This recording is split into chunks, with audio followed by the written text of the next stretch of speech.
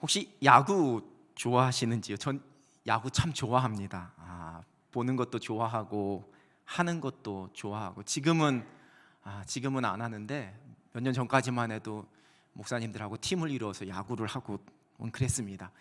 초등학교 시절에 야구하다가 그 회가 초말 공격이나 이 수비가 끝나지 않았는데 수업 종이 쳐서 끝나고 들어가자라고 얘기했다가 수업 시간에 엄청나게 들어가서 혼났던 그런 기억도 추억도 있습니다. 제가 좋아하는 이 프로야구 구단이 최근 몇 년간 계속 꼴찌입니다. 이기는 경기보다 지는 경기가 훨씬 더 많습니다. 이 지는 경기를 보면서 스트레스를 받으면 제 아내와 저희 아이들이 참 한심하던 듯이 응원하는 팀을 바꾸라고 그렇게 이야기를 합니다. 어느 날은 저희 아이가 누군가 친구에게 들었는지 아빠가 좋아하는 구단의 팬들을 보살팬이라고 부른다면서 우리 아빠 목사님인데 보살팬이야 보살팬. 늘 하위권이고 지는 경기가 더 많은데도 여전히 팬들이 한결같이 응원한다고 해서 그 구단의 팬들을 보살팬이라고 부릅니다. 그래서 제가 나는 보살팬이 아니라 늘 마음이 한결같은 성도팬이야 이렇게 이야기를 했습니다. 야구가 참 재밌습니다. 어떤 사람은 야구가 인생과 같다고도 또 각본 없는 드라마다라고도 이야기합니다. 예측할 수 없는 일들이 그 경기 중에 일어나기 때문입니다. 야구는 9회 말 투아웃부터라는 말도 있지요. 지고 있다가도 그 승부가 마지막에 뒤집혀질 수 있기 때문입니다. 여러분, 군산에 가면 군산 야구의 거리가 있습니다. 심지어 화단도 야구공 모양으로, 저 정도면 진심이지요. 야구공 모양으로 저렇게 만들어 놨습니다. 군산상고 근처인데요. 이 군산상고가 야구 명문입니다. 수많은 국가대표급 야구 선수들을 배출했는데요. 이 군산상고가 유명해진 시합이 하나 있습니다. 아주 오래전입니다. 1972년 7월에 황금사자기 고교 야구대회 결승에서 부산고에 4대1로 지고 있었는데 9회 말에 대역전극을 펼치면서 5대4로 승리하게 됩니다. 그리고 이 스토리가 영화로도 만들어졌습니다. 그 제목이 자 지금부터야 라는 영화입니다. 그때부터 군산상고를 일컬어서 역전의 명수라고 부르고 학교 앞에 저 거리에 저렇게 커다란 비석도 세워져 있습니다. 여러분, 스포츠는 물론이고 드라마나 영화도 이렇게 반전이, 때로는 역전이 있어야지만 재미있습니다. 그러나 우리의 인생 속에서는 이런 반전이나 역전보다는 아예 그럴 일이 일어날 필요가 없는, 그래서 모든 것이 처음부터 순적하고 형통하고 다 승승장구하기를 원합니다. 그러나 꼭 그렇지 않은 것이 우리의 인생길입니다. 실패하고 꺾여지기도 합니다. 위기도 만납니다. 우리가 성경에서 만나는 믿음의 사람들도 그 인생이 그러했습니다. 그리고 오늘 본문에서 초대교회도 그러한 상황에 놓여져 있습니다. 성령의 역사하심으로 이방인들에게도 복음이 전파되고 곳곳에 교회가 세워지는 은혜와 부흥의 역사가 펼쳐지는 그 초대교회 가운데 아주 커다란 시련이 찾아옵니다.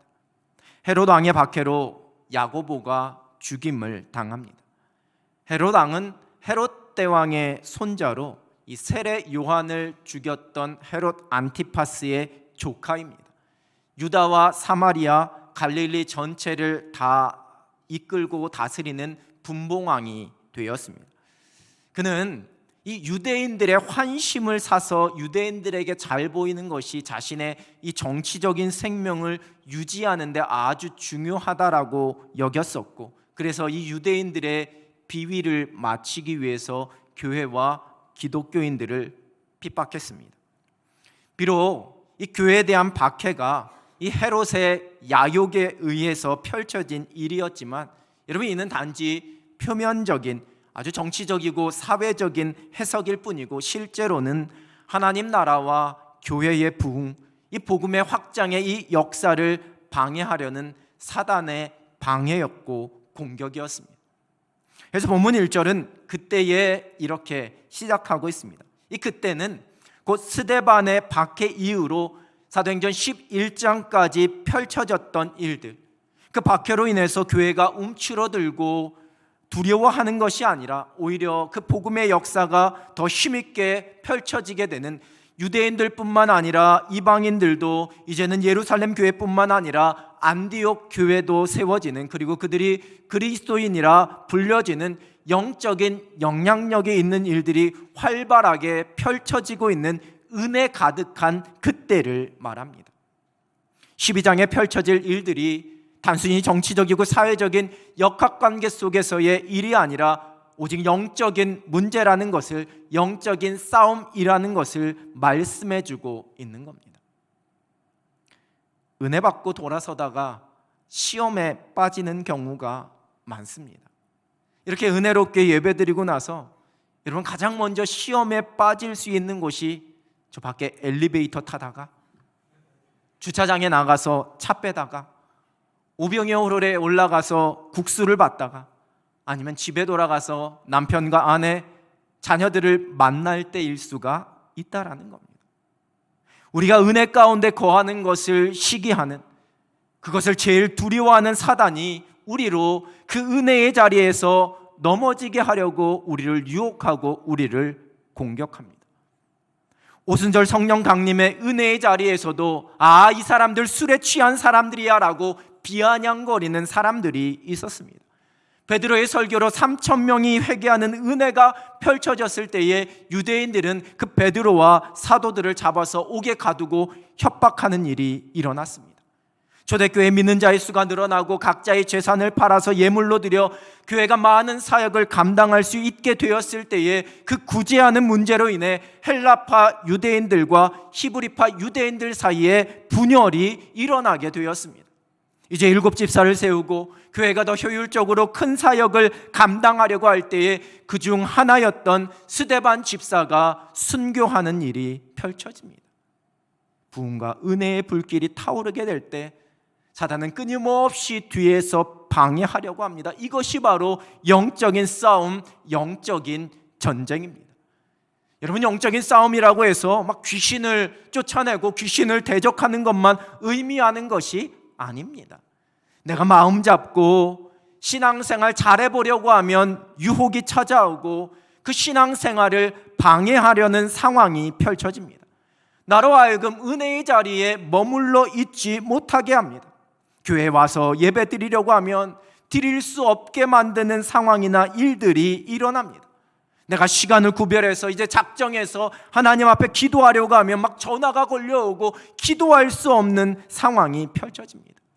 우리의 마음에 핑곗거리가 일어나게 되고 우리의 신앙의 게으름을 합리화시키려는 이유를 찾는 모습, 내가 헌금하려고 할 때 마음의 계산이 되고 아까운 마음이 찾아오게 되는 것, 여러분, 이 모든 것이 다 크고 작은 영적인 전쟁입니다. 우리 속에서 작은 유혹으로 시작되어서 점점 더 내가 감당할 수 없는, 거절할 수 없는, 이길 수 없는 일들로 커지기도 합니다. 내 내면에서의 유혹과 내 마음을 흔드는 정도로 시작해서 점점 우리의 환경을 이용하기도 하고 주변에 있는 사람들이나 그 권력을 이용하기도 합니다. 우리가 이것을 알고 분별하는 것이 중요합니다. 그래서 성경은 끊임없이 우리에게 깨어있으라 이렇게 말씀합니다. 베드로전서 5장 8절입니다. 근신하라, 깨어라. 너희 대적 마귀가 우는 사자같이 두루다니며 삼킬 자를 찾나니. 우리의 삶에 펼쳐지는 모든 상황 속에서 영적인 의미를 분별하는 것이 중요합니다. 그리고 그 속에서 내가 어떻게 행해야 할지를 깨닫고 오직 믿음으로 하나님만 의지하며 담대하게 걸어가야 합니다. 이것이 영적인 싸움임을 깨닫지 못하고 눈앞에 펼쳐지는 상황 앞에 그 마음이 작아지고 몰려오는 두려움 속에서 믿음의 용기를 잃어버리게 될 때 우리는 실패하고 넘어지게 됩니다.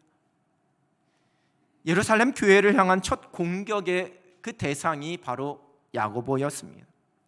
그런데 당시에 이 야고보라는 이름은 좀 흔한 이름이었습니다. 성경에도 아주 여러 명의 야고보가 등장합니다.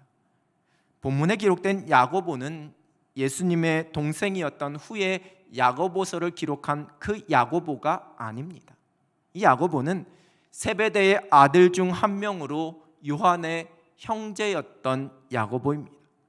예수님께서 12 제자 중에 이 베드로와 이 야고보 그리고 요한에게 특별한 사랑과 기대를 가지고 계셨습니다. 변화산에 가실 때에도 또 겟세마네 동산에서 기도하실 때에도 데리고 갔었던 그 3명의 제자 중에 한 사람, 그 야고보입니다. 하루는 야고보와 요한이 자신의 어머니를 앞세워서 자신들을 예수님의 오른편과 왼편에 앉게 해달라고 부탁하게 됩니다. 그 부탁에 예수님께서 이렇게 말씀하셨습니다. 마가복음 10장 38절입니다. 예수께서 이르시되 너희는 너희가 구하는 것을 알지 못하는도다. 내가 마시는 잔을 너희가 마실 수 있으며 내가 받는 세례를 너희가 받을 수 있느냐. 예수님께서 말씀하시는 그 말씀 앞에 이들은 그 의미, 예수님께서 마시는 잔이 그 의미를 잘 알지도 못하면서 주저하지 않고 제가 마실 수 있습니다 라고 대답합니다. 그리고는 그 야고보가 12 제자 중에 순교의 잔을 가장 먼저 마신 그 사람이 되었습니다. 헤롯은 야고보의 순교로 인해 유대인들이 기뻐하는 것을 보고 마치 물 들어올 때 노젓는다는 말처럼 득의양양해서 더 많은 인기를 얻어보고자 이제 당시 교회의 최고 리더였던 베드로를 죽이기로 작정하고 그를 잡아서 옥에 가두었습니다. 이제 6월절 후에 백성 앞에서 이 베드로도 죽여서 그 유대인들의 더 큰 인기와 환심을 사려고 했던 겁니다. 여러분, 이렇듯 사단의 공격은 늘 앞에 서 있는 사람들, 리더들을 먼저 향합니다. 이 교회를 흔들기 위해 교회의 리더들에게 분열과 갈등을 일으키고 넘어뜨리려고 하는 겁니다. 담임 목사인 저를 위해 기도해 달라고 제가 늘 부탁드리는 것은 그 기도가 저 개인을 위한 기도가 아니라 교회 공동체를 영적으로 흔들리지 않도록 지키기 위한 기도가 되기 때문입니다. 우리 장로님들을 위해서, 교회에 세워진 항존 직분자들을 위해서, 책임 맡은 교사와 팀장과 구역장들을 위해서 우리가 기도해야지만 되는 이유입니다. 예수님의 제자였던 야고보는 순교했습니다. 교회의 최고 리더였던 베드로는 이제 감옥에 갇혀서 죽을 상황에 놓여져 있습니다. 예루살렘 교회가 커다란 위기를 맞이했습니다. 부흥과 은혜의 역사가 펼쳐지던 그 교회에 찾아온 커다란 시련이요, 시험과 위기였습니다. 헤롯이라는 권력자에게, 또한 유대인들에게, 그리고 무엇보다 사단에게 완전히 패배하고 있는 것처럼 보이는 아주 초라한 상황이 되어버렸습니다. 신학교에 오기 전부터 제가 참 좋아하고 존경했던 설교가 목사님이 한 분 있습니다. 이동원 목사님이십니다. 목사님이 쓰신 이 설교학 서적은 물론이고 목사님 쓰신 그 강해집을 거의 대부분 읽었었고 제 설교 패턴이나 방향에도 많은 영향력을 끼쳤습니다. 물론 제가 그분과 개인적으로 만나서 교제한 적은 없습니다. 혹시 이 목사님을 만나시더라도 우리 담임 목사님 아시냐고 물어보시면 안 됩니다. 모르십니다. 이제 2년이 지났습니다. 이동원 목사님은 사랑하는 둘째 아들 이범 집사를 42살의 나이에 하늘나라로 보내는 슬픔을 겪으셨습니다. 국제변호사로 미국에서 생활하고 있었던 그 아들이 몸이 좀 좋지 않아서 병원에 간다라고 하면서 다녀왔는데 검사 결과 대장암 4기라는 결과가 나왔고 투병하다가 결국 하늘나라로 가게 되었습니다.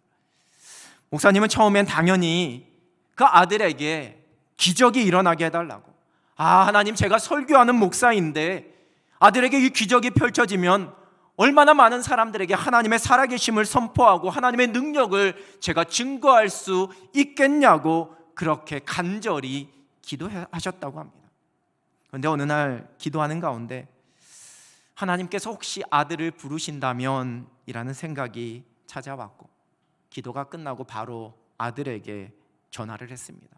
그리고는 아들아, 너 하나님 만날 준비 되어 있니? 이렇게 물었다고 합니다.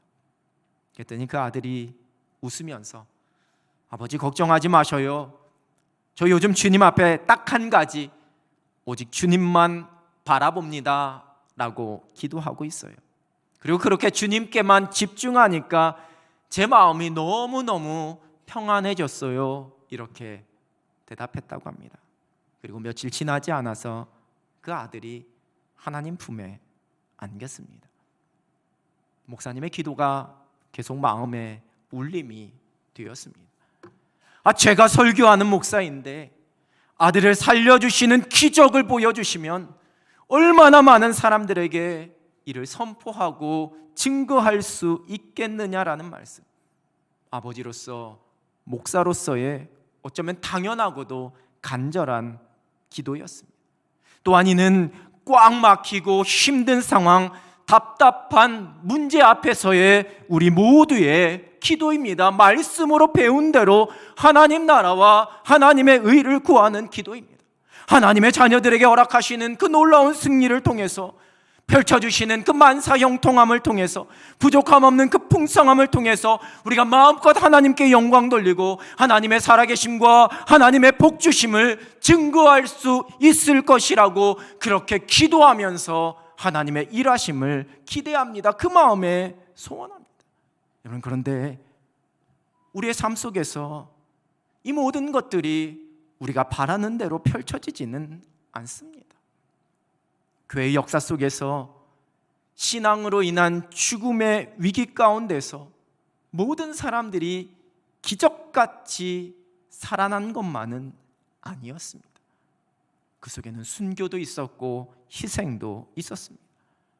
우리가 아픈 사람을 위해 기도했지만 그들이 다 낫게 되고 회복한 경우만 있지는 않습니다. 때로는 눈물과 고통스러운 아픔 속에 하늘나라로 보내드려야지만 되는 상황도 맞이했습니다. 얼마 전 우리도 그랬습니다. 하나님께 모든 결과를 기도하면서 맡기고 믿음으로 달려가지만 좋은 결과만 얻게 되고 형통하게 되는 것만은 아닙니다. 기도했던 대로 이루어지지 않고 막히고 무너지고 실패를 경험합니다. 그래서 초라해지기도 합니다. 속상합니다. 눈물 납니다. 왜 나만, 우리의 가정에만 일이 이렇게 안 풀릴까라는 원망도 찾아옵니다. 신앙을 지키다가 죽임을 당하게 되면, 사랑하는 아들을 젊은 나이에 하늘나라에 먼저 떠나보내게 되면, 맡기고 열심히 기도했는데 좋은 결과가 나오지 않으면, 여러분, 그러면 믿음이 실패한 것일까요? 잘못 기도한 것일까요? 사단의 공격 앞에 패하고 무너진 것일까요? 물론 그 순간에는 그렇게 보여질 수 있습니다. 그리고 믿지 않는 사람들은 그렇게 말할지도 모릅니다. 거봐, 하나님 믿어도 아무런 소용이 없어. 하나님이 아무것도 도와주시지 않잖아. 그러나 모든 것이 꽉 막혀버린, 이제 곧 어떠한 환난과 비극적인 일들이 펼쳐질지도 모르는 그 상황 속에서 교회가, 하나님의 백성들이 선택한 것은 기도였습니다. 본문 5절입니다. 이에 베드로는 옥에 갇혔고 교회는 그를 위하여 간절히 하나님께 기도하더라. 안절부절하면서 발만 막 동동 구르면서 이제 베드로 사도마저 죽임을 당하게 되면 어떻게 하나, 더 큰 박해와 환난이 우리를 덮칠 텐데라는 그러한 걱정 속에 전전긍긍하지 않았습니다. 그들은 모여서 기도하기 시작합니다. 제가 참 좋아하는, 기도할 때마다 늘 붙잡고 기도하는 말씀 중에 하나입니다. 역대하 20장 12절의 말씀입니다. 우리 하나님이여, 그들을 징벌하지 아니하시나이까. 우리를 치러 오는 이 큰 무리를 우리가 대적할 능력이 없고 어떻게 할 줄도 알지 못하옵고 오직 주만 바라보나이다 하고, 여호사밧 왕이 모압과 암몬 자손들의 공격 앞에서 하나님께 나아가 드린 기도입니다. 대적할 능력이 없습니다. 어떻게 할 줄도 알지 못합니다. 오직 주님만 바라봅니다. 모든 것을 하나님께 펼쳐놓습니다. 상황 그대로 하나님 앞에 내어놓습니다. 그리고 맡기면서 기도합니다. 오직 주만 바라보나이다. 이제 펼쳐지는 본문 이후의 말씀은 하나님께서 일하시는 손길을 기록하고 있습니다. 그 옥에 있던 베드로를 주의 사자가 나타나서 깨웠습니다. 베드로를 일으켜서 그 옥을 나오게 합니다. 쇠사슬도 옥문도 저절로 다 열렸습니다. 그를 거리로 이끌어내고서 천사는 떠났습니다. 그리고 사도행전 12장 11절입니다. 이에 베드로가 정신이 들어 이르되 내가 이제야 참으로 주께서 그의 천사를 보내어 나를 헤롯의 손과 유대 백성의 모든 기대에서 벗어나게 하신 줄 알겠노라 하여, 하나님께서 행하신 일에 대한 베드로의 고백입니다. 여러분, 이튿날 옥에서 사라진 이 베드로로 인해서 소동이 일어났지만 오히려 이 일이 유대인들에게 다른 꼬투리가 될까 염려한 헤롯은 그냥 옥을 지키던 그 파수꾼들만 죽이고 유대를 떠나서 가이사랴로 내려가 머물렀다, 성경은 기록합니다. 이렇게 베드로가 무사히 옥에서 나온 것으로 이 모든 일이 마무리되는 것 같았지만 그렇지 않습니다. 완벽한 승리를 주시는 그 하나님의 손길을 보여주십니다. 사도행전 12장 23절입니다. 헤롯이 영광을 하나님께 돌리지 아니함으로 주의 사자가 곧 친히 벌레에게 먹혀 죽으니라.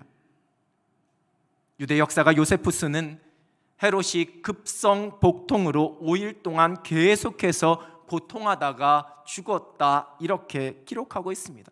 물론 여러분, 우리에게 헤롯의 죽은 그 의학적 이유가 무엇인지는 결코 중요하지 않습니다. 성경은 그 헤롯의 죽음의 이유가 영광을 하나님께 돌리지 않았기 때문임을, 하나님을 대적하고 교회를 박해한 그의 악함에 대한 하나님의 심판이었다라고 말씀합니다.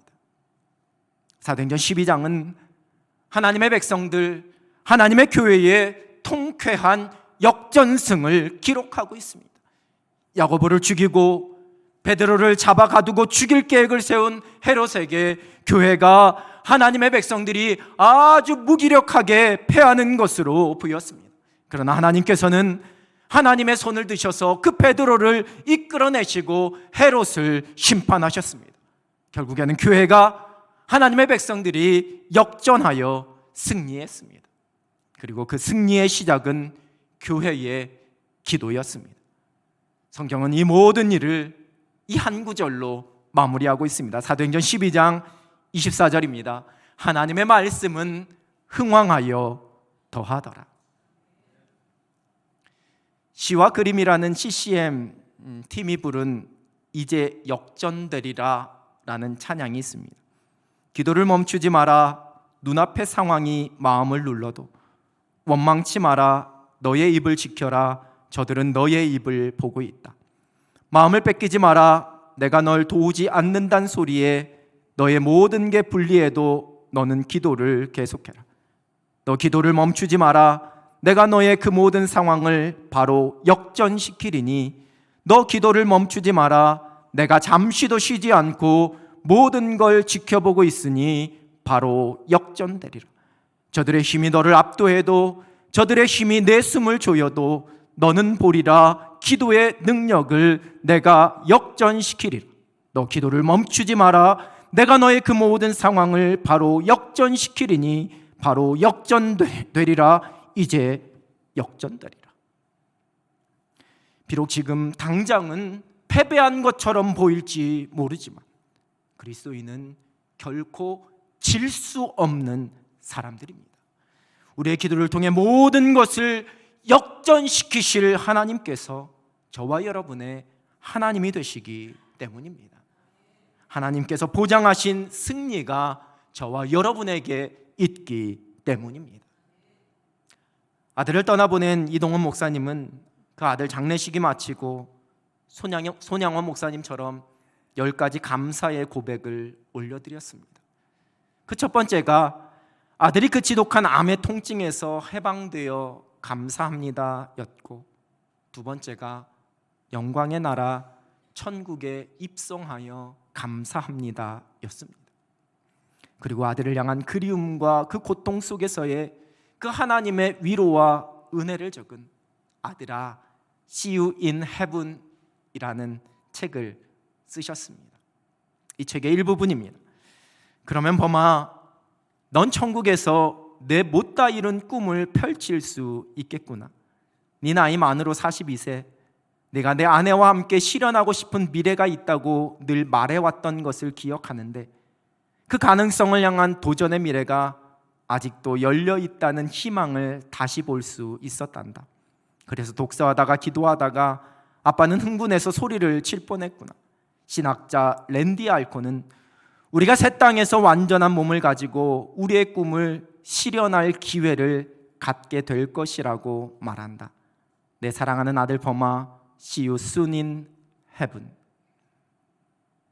영원한 생명, 새 하늘과 새 땅, 천국에 대한 약속이 있는 그리스도인들은 결코 패하지 않습니다.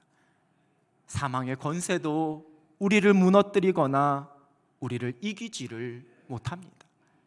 우리의 소망은 이 땅에서도 이루어지지만 저 천국에서 마침내 다 이루어지기 때문입니다. 여러분, 우리는 이미 보장된 승리의 약속을 가진 사람들입니다. 은혜가 있는 곳에는 반드시 영적인 싸움이 일어나게 됩니다. 여러분, 그러나 두려워하지 마십시오. 이미 결과가 정해져 있는 싸움입니다. 우리의 마음이, 우리의 믿음의 용기가 결코 작아지지 않습니다. 실패한 것처럼 보이고 두려움이 몰려오는 상황 속에서도 끝까지 인내하는 믿음이 필요합니다. 그리고 믿음의 백성들의 기도는 이러한 영적인 싸움에서의 승리가 시작되는 거룩한 신호입니다. 그 기도를 통해 선하신 하나님의 손길이 일하기 시작하십니다. 하나님께서는 하나님의 방법대로 믿음의 백성들이 마침내 승리하게 하십니다. 그리스도인들은 보장된 승리를 누립니다. 그 승리로 하나님의 살아계심과 전능하심을 온 세상에 선포합니다. 영향력 있는 그리스도인들입니다. 삶 속에 펼쳐지는 어렵고 답답한 일들, 의도하지 않고 원치 않았던 일들, 감당할 수 없는 삶의 무게, 또는 경제적인 어려움과 질병으로 우리를 무너뜨리려는 사단은 그 속에서 우리는 실패한 사람이라고, 우리는 안 되는 사람이라고, 우리는 패배한 사람이라고 속삭입니다. 그러나 우리는 결코 질 수 없는 사람들입니다. 하나님께서 모든 것을 역전시키시고 승리하게 하십니다. 이 믿음의 약속 붙잡고 보장된 승리를 누리면서 그 승리의 소망 가운데 행복한 믿음의 경주를 달려갈 수 있는 여러분 되시길 우리 주님의 이름으로 축원합니다. 기도하겠습니다. 하나님 아버지, 힘들고 어려운 세상 속에서 우리의 마음의 소원이 무너져 내리고 우리가 패배하는 것처럼 보이는 상황 속에서도 우리의 믿음이 흔들리지 않게 하여 주시고 보장된 승리가 있음을 말씀하시는 주님의 약속 붙잡고 다시 힘있게 일어나는 하늘 백성들 되게 하여 주시옵소서. 마침내 모든 것을 이루시고 마침내 완전하게 승리하게 하실 우리 하나님만 바라보며 역전시키실 그 하나님 기대하며 행복하게 달려가는 하늘 백성들 되게 하여 주시옵소서. 예수 그리스도의 이름으로 기도드립니다. 아멘.